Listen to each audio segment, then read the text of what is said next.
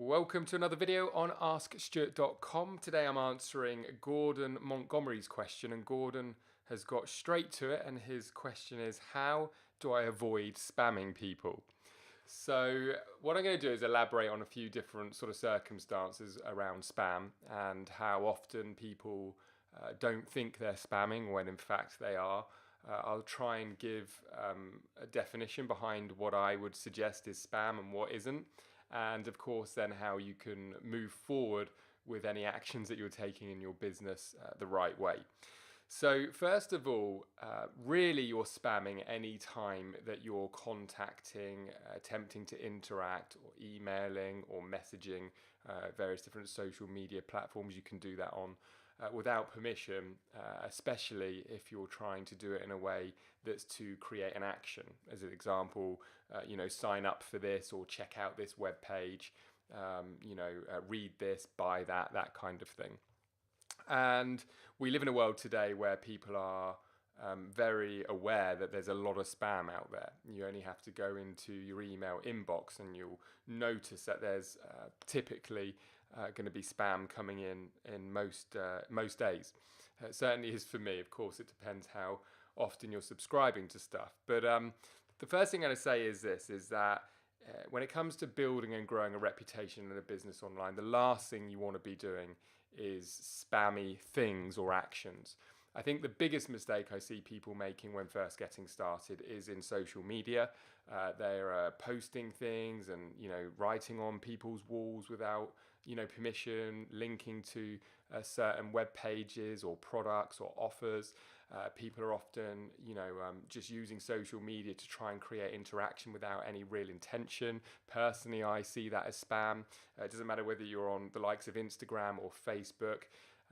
Even if you really love and believe in your product and service, I personally would say that it's spam if you're actually, effectively spewing whatever it is that you have, whether it's with good intentions or not, in front of people that haven't asked for it. So the first thing is don't market in a way where you're intrusive. Don't market in a way where you're putting your message or your website in front of people that haven't requested it. Now, the other area which I can elaborate a lot more on is in email marketing. And I mentioned that a moment ago. It's not unusual that we'll go into our inbox and, we'll see spam.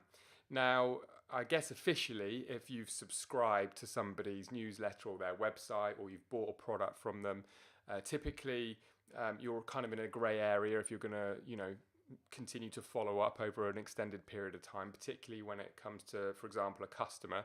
Let's say, for example, somebody lands on your e-commerce website, they purchase a product, and then you continue to email them with other products and services without their permission.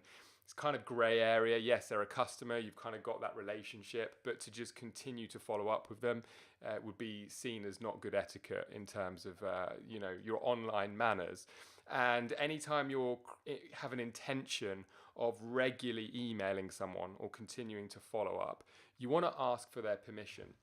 And typically, other strategies outside of asking for permission, where people are actually raising their hand saying, yes, I want to hear from you, yes, I want to know more, yes, I want to subscribe to your newsletter, is going to be very ineffective anyway, and it can be very damaging to your reputation. So when it comes to email marketing, the ideal scenario is that you're very, very clear when a subscriber is subscribing what it is that you're actually offering.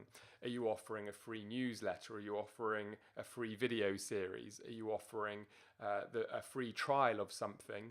And also, you want to make it very clear in terms of what your intentions are as they maintain subscription, as they continue to be a subscriber on your email.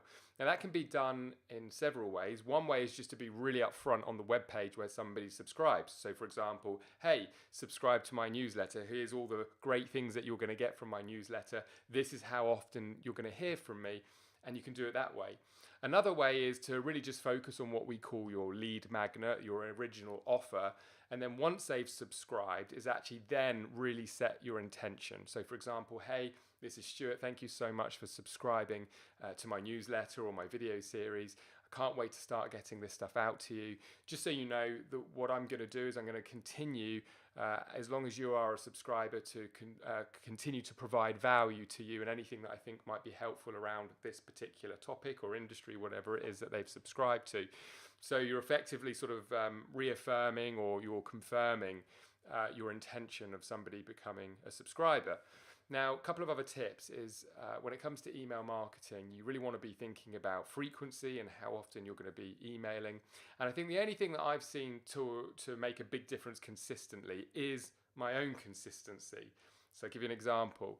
What you don't want to do is have somebody subscribe for, say, a newsletter, and say that you've said, I'm going to send you my monthly newsletter, and then some months email those people the newsletter and no other times, and then other months start emailing them loads because you've got a special promotion, or you've got a particular maybe affiliate offer that you want to endorse.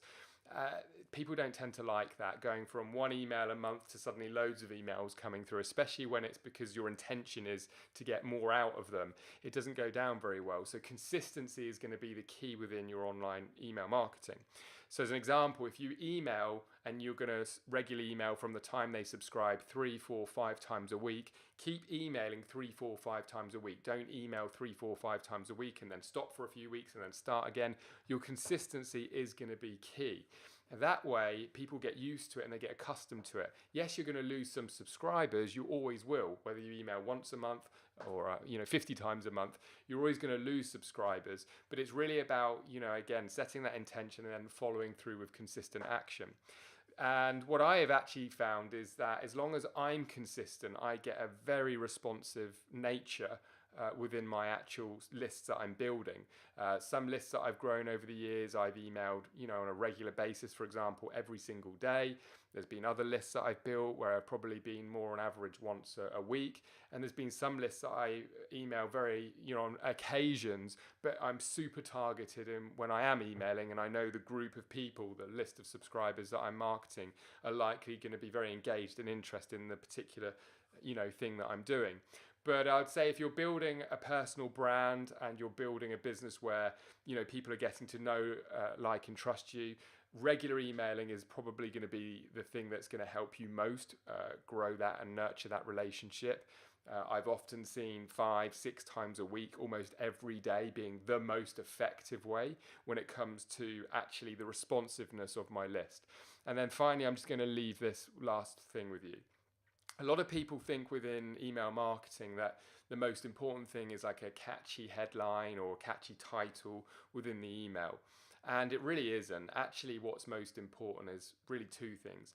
When first somebody subscribes, do you meet their expectations or even more exceed their expectations? So for example, if you're giving away a free ebook or a free video, or they're coming through to a sandwich page or landing page, are you really sort of over delivering or at least meeting their expectations? That's one thing.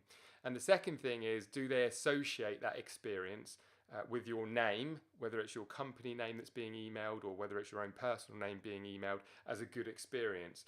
Because the number one factor to getting your emails opened is going to be who it's from.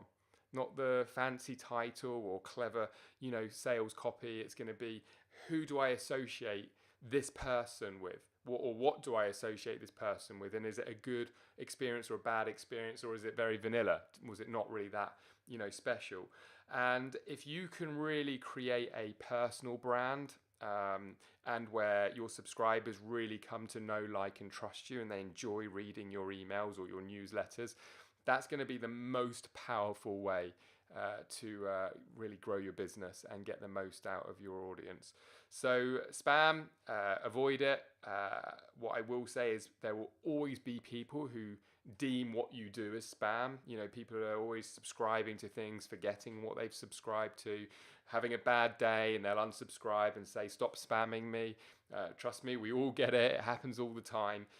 But I think that, the most important thing is your own intention, which should be to deliver value, continue to deliver value, be consistent, and really raise awareness around your brand as being an email that people are going to want to open. So I hope that's been helpful, and look forward to seeing you in another video very, very soon.